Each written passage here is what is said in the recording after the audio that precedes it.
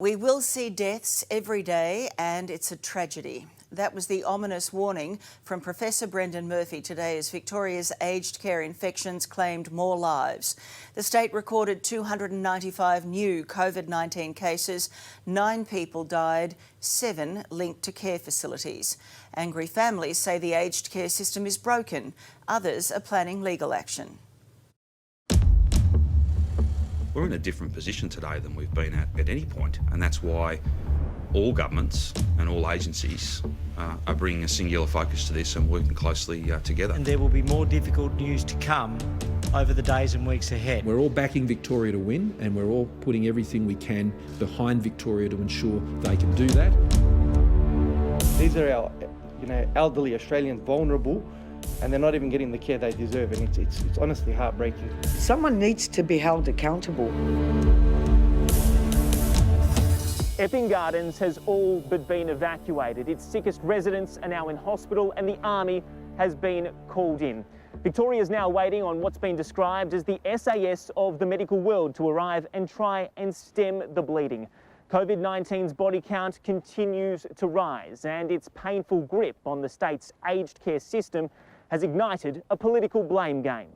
The only fight that matters is the fight against this deadly virus. I haven't got time for these other games. The idea that our carers, that our nurses are not providing that care, I think is a dangerous statement to make.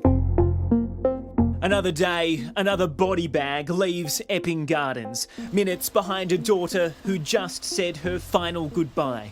After 68-year-old Risto Indono was turned away at the door trying to drop tissues off for his mother, who he hadn't seen for 3 months.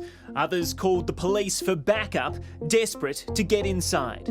The presence of ADF soldiers could not dispel the aura of fear which could be heard in Jim Stafiri's voice. Only a couple of hours ago, we got the news that Mum tested positive.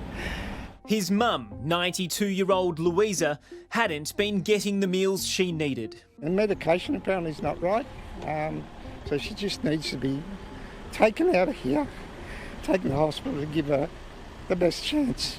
Of today's 9 new deaths, 7 were aged care residents. In Victoria's deadliest week of the pandemic so far, 48 lives have been lost.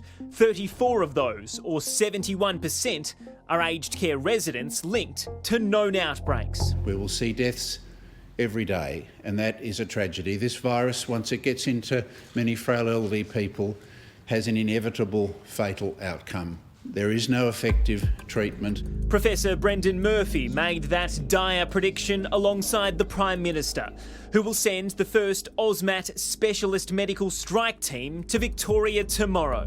It's a healthcare crisis that needs an emergency management response. Dr Sarah Whitelaw is an emergency medical physician at the Royal Melbourne Hospital, which tonight is treating roughly 70 COVID-positive patients. If we continue to transfer all aged care residents out of their nursing homes into the acute hospital system, we will run out of acute hospital beds. It's a much more complicated disease than a pneumonia or an influenza. Had he been presented like that and he was cared for by someone or someone's at home, basically they most likely would be brought up for criminal charges.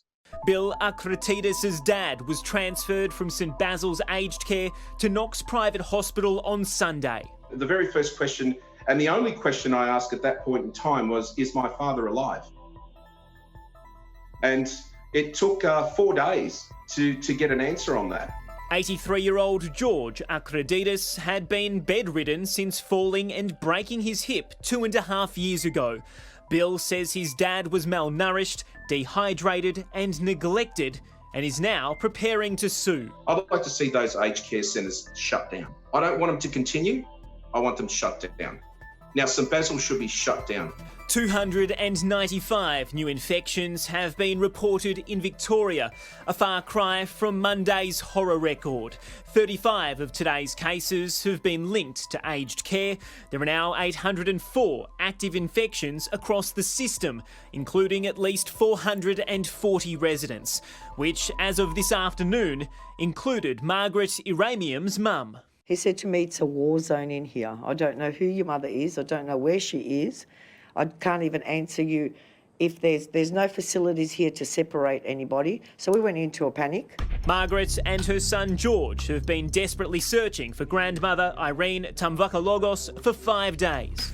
I still haven't found out what room she's in. Margaret has been told her mother was moved from St Basil's to the care of Mornington Peninsula Health, but refuses to trust the word of nurses until she can see Irene with her own eyes, after a staffer claimed Margaret's mute mother told her she was feeling okay. We don't know what's true, what's not. Is she positive? Is she negative? I don't know. It's just one dead end after another dead end, and we feel helpless. We can't do anything to see our loved one. It was all too much for Margaret, whose mother has been deteriorating with dementia in care for 10 years and paying $3,000 a month for the privilege. Even if we're paying nothing, you would expect the care to be there, but when you're paying so much, you really expect the best of the best there to be there for your loved ones, and it's really not.